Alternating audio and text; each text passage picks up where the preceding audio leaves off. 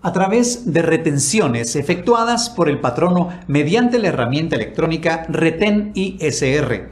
Para ello se divide el impuesto determinado dentro del número de meses que restan del año y el resultado lo deberá descontar del sueldo o salario del trabajador. En este ejemplo, partiendo de la idea que la proyección se realizó en enero, el impuesto determinado se dividirá entre los 12 meses del año calendario. ISR determinado 1.447.65 dividido entre 12 meses es igual a retención mensual de 120 quetzales con 58 centavos. El patrono retendrá 120,58 del sueldo del trabajador, entregándole una constancia. Esta, según el reglamento de la ley, puede ser incorporada a la boleta de pago o documento equivalente, cuando en el mismo se consignen los datos siguientes: número de identificación tributaria del patrono y del trabajador, la renta acreditada o pagada y el monto retenido. En este caso, deberá emitirse una constancia final del impuesto retenido durante todo el periodo, dentro de los 10 días hábiles contados a partir de la fecha en que se efectúe el último pago correspondiente al periodo de liquidación definitiva anual del asalariado.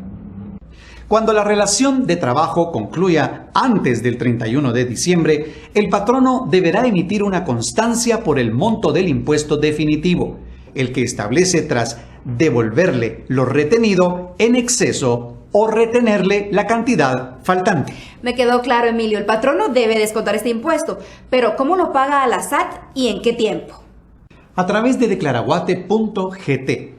El patrono deberá llenar el formulario de declaración jurada de retenciones SAT 1331 y por medio de los bancos autorizados pagar el impuesto retenido dentro de los primeros 10 días hábiles del mes siguiente al que corresponda el pago de las remuneraciones. Por ejemplo, si se efectúan retenciones en el mes de enero, el pago de las mismas debe realizarse en los primeros 10 días hábiles de febrero.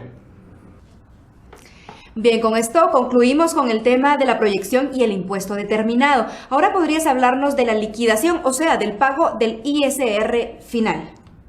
Al concluir el periodo impositivo de enero a diciembre de cada año, el patrono establecerá la renta imponible definitiva, es decir, la base real sobre la que se calcula el pago del ISR final, tomando en cuenta lo siguiente. En el caso de donaciones, si se realizaron al Estado, el trabajador debe comprobarlas llevando el formulario de ingresos autorizado por la Contraloría General de Cuentas, emitido por la entidad beneficiaria. Cuando éstas se hayan otorgado a universidades, entidades culturales o científicas, se debe presentar al patrono el recibo autorizado por la SAT y emitido por la entidad beneficiaria. En ambos casos, el patrono deducirá de la renta neta del trabajador el total de la donación que efectuó. Si se trata de donaciones otorgadas a favor de entidades no lucrativas, como por ejemplo asociaciones y fundaciones de asistencia o servicio social, iglesias, entidades y asociaciones de carácter religioso y partidos políticos, estas entidades deben estar legalmente constituidas, autorizadas e inscritas conforme a la ley. Se debe comprobar con recibo debidamente autorizado por la SAT y el monto a deducir sería hasta un máximo del 5% de la renta bruta del trabajador. Las primas de seguros de vida exclusivamente del trabajador. En este caso, se debe tener presente que la deducción procederá siempre que el seguro no brinde al trabajador ninguna clase de retorno, reintegro o rescate, es decir, que el seguro tenga la calidad de no total. Para deducir el pago de seguro, el trabajador deberá presentar al patrono el documento legal que identifique el monto pagado y la cobertura del mismo, considerando que la prima del seguro puede incluir cobertura a los familiares del titular, en cuyo caso solo se tomará como deducción la parte proporcional del trabajador. Otra deducción a la que sigue teniendo derecho el trabajador es la planilla del IVA, hasta por un monto máximo de 12.000 quetzales. Para tener derecho a rebajar este valor, debe presentarse la planilla a la SAT dentro de los primeros 10 días hábiles de enero del año siguiente, al del periodo de imposición. Continuando con la ilustración del ejemplo que se ha realizado, la liquidación quedaría así. La renta neta no tendrá ningún cambio. Serían los mismos 93.000 quetzales, al igual que los gastos personales, el IX y el Montepío. Ahora, se incorporaron deducciones de donaciones realizadas por un monto de 5.400 quetzales, seguro de vida por 3.000 quetzales, y planilla del IVA por un monto de 10.000 quetzales, dando como resultado una renta imponible de 10.553 quetzales, a la que se le aplica la tarifa del 5%, dando un ISR definitivo de 527.65. Sin embargo, según la proyección, al trabajador se le retuvo durante el año un impuesto de 1.447 quetzales con 65 centavos, y la diferencia entre este valor y lo que debe pagar constituiría la devolución que el patrono debe realizarle al empleado. En este caso, el monto asciende a 920 quetzales.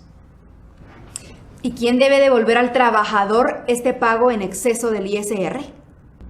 Según la ley del ISR, corresponde al patrono, quien procederá a realizar la devolución a los respectivos trabajadores, en una o varias cuotas hasta completarla.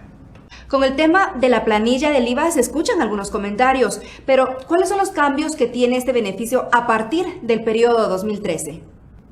La planilla del IVA, a partir del periodo 2013, tiene ciertos cambios que debe conocer el patrono y principalmente el trabajador, siendo los más importantes los siguientes.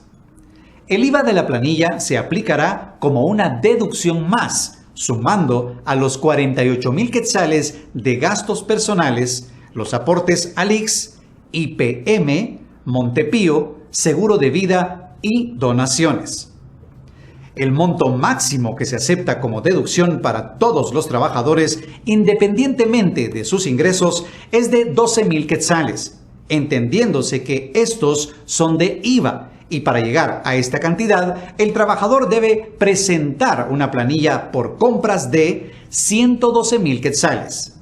Esta cantidad es un techo, por lo que no habría ningún impedimento o restricción si el trabajador presentara una planilla con un IVA inferior a la cantidad indicada. Sin embargo, si el trabajador presenta una planilla con un monto de compras superior a este valor, el patrono le aplicará como deducción únicamente los 12.000 quetzales establecidos en la ley.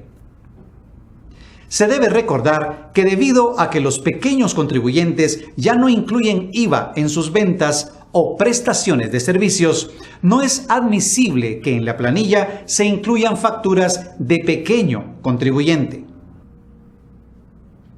Es importante resaltar que el plazo para la presentación de la planilla del IVA ante SAT es en los primeros 10 días hábiles de enero de cada año.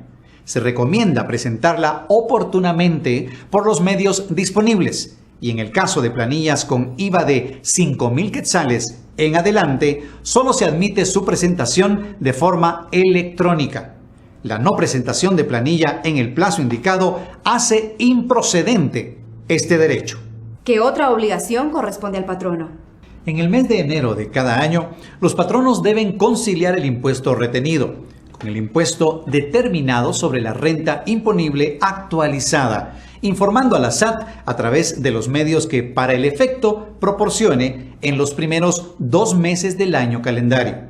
Dicha información mostrará por cada trabajador la determinación de la renta imponible, el impuesto determinado, el impuesto retenido por él y por otros patronos y el monto del impuesto devuelto o el saldo a devolver a cada trabajador, en caso se hubieran efectuado retenciones en exceso. Además, deberá incluirse el impuesto retenido a empleados que concluyeron la relación laboral antes de la finalización del periodo de liquidación definitiva anual. Emilio, ¿y qué sucede con aquellos trabajadores que tienen más de un patrono? Cuando el trabajador tiene más de un patrono, debe informar al patrono que le pague o acredite la mayor remuneración anual. Para determinar el monto de la retención total, según el tipo impositivo que le corresponda, el trabajador debe indicarle mediante declaración jurada el monto de cada una de las retribuciones que recibe de los otros patronos. Simultáneamente, debe presentar a los otros patronos copia del formulario presentado ante el patrono que actuará en calidad de agente de retención. Gracias, Emilio, por toda la información que nos has proporcionado. Solo tengo una última pregunta. ¿Qué relación tiene este tema con el pago de dietas? Cuando un trabajador en relación de dependencia recibe dietas de su patrono, estas deberán sumarse al monto de la renta bruta, es decir, a su total de ingresos, para ser tomado en cuenta en la determinación del impuesto anual y la retención correspondiente. Si la persona que recibe la dieta no trabaja en relación de dependencia con la entidad que la paga, entonces tributará de acuerdo al régimen en el que se encuentre inscrito ante la SAT. Agradecemos su atención a este material formativo, recordándole que el mismo es un documento ilustrativo que no sustituye a la consulta de leyes y reglamentos correspondientes. Lo invitamos a visualizar el apartado de preguntas frecuentes, glosario y casos prácticos. Hasta la próxima.